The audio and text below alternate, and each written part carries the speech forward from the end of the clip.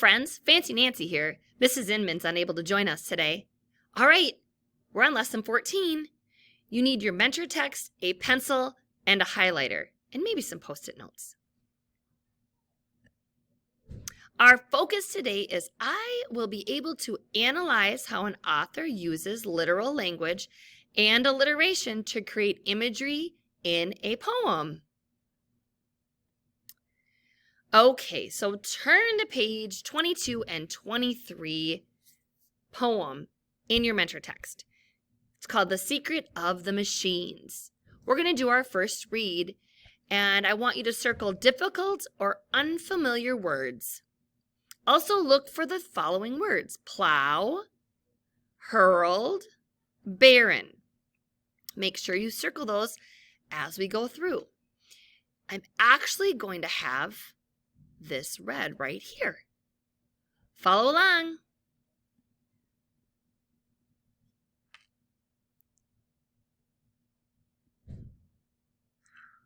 The Secret of the Machines by Rudyard Kipling.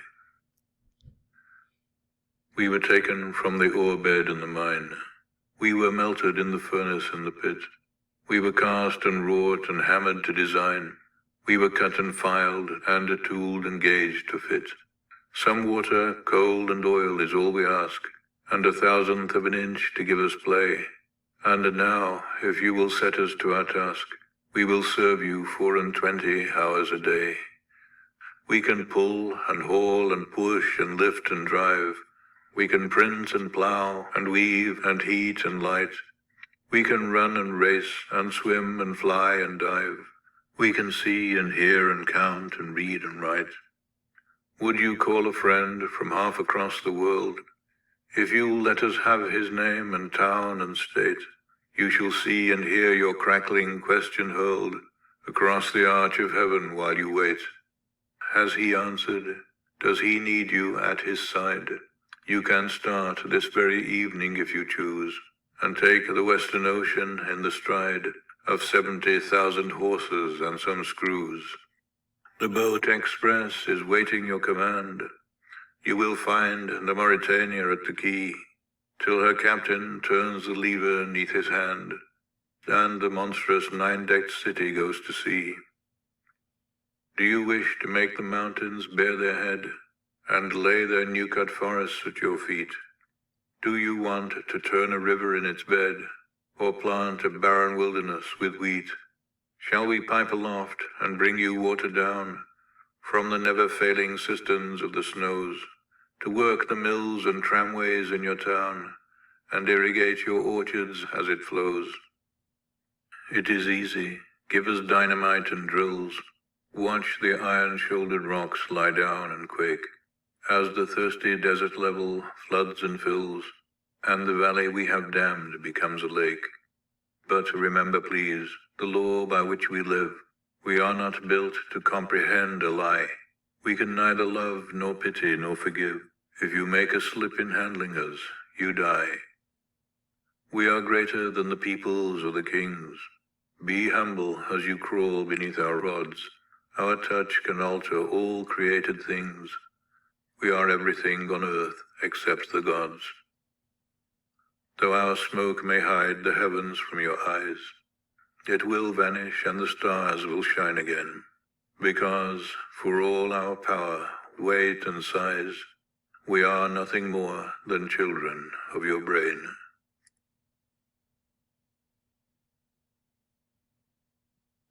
Okay. Take a look at page 22.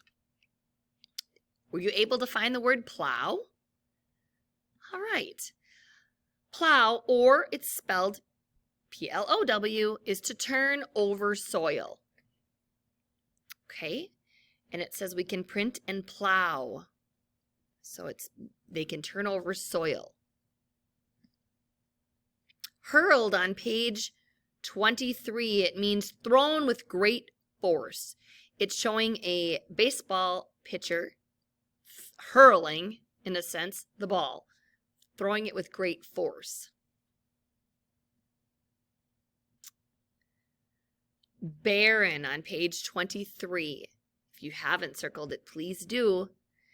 Barren is a land with few plants. And make sure you also get that written down in your mentor text. All three of those. Okay, so alliteration. It's kind of a big word. It's fancy. When two or more words in a sentence begin with the same sound. So example, Bonnie bought a bigger balloon. Okay. Well, isn't that fabulous? Bonnie bought a bigger balloon. I bet you could do all sorts of alliteration. Ooh, I just love that word. It's so fancy. I spy. Alliteration. Paragraph 10. It says pull, push, print, plow, run, race, read, write. Now, read and write, they have the same R sound, but of course the word write is spelled W-R-I-T-E in this instance. Repetition. Oh, such another fancy word. Repeated words, phrases, or lines that emphasize the importance of an idea. So our example, we ran to the store, we ran back home, and then we ran to the room. Do you see the repetition? We ran, and we ran. I spy. I think it's supposed to say repetition. Oh, and alliteration. We were. WW. Here, down here is repetition. We can. Perfect. Just repeating the same thing over and over. Oh, this is a very fancy word. Personification. Can you say it? Personification. When something non-human does something human. Kind of sounds like the poem, doesn't it? Our example is her heart skipped a beat. Taking a heart and it's skipping a beat. It's doing something human. Whoops. Oh, I spy personification. Mountains bare their head. They bare their head. How do they do that? Lay their new cut forest at your feet. It's taking that non-human thing and making it human. So the forests are being laid at your feet. Okay? Not really. It's giving you an example. Watch the iron-shouldered rocks lie down and quake. It's talking about rocks being human, lying down, quaking. Kind of like an earthquake. It's making it real. It's making it human.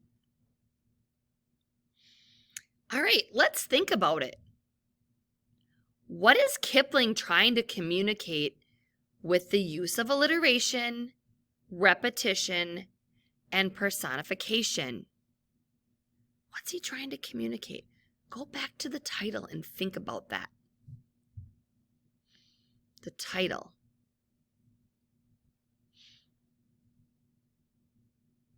Okay, so what do you think he's trying to communicate? He's making these machines real. Some of the things, he's making them sound like humans, isn't he? That's why he's using alliteration and repetition and personification.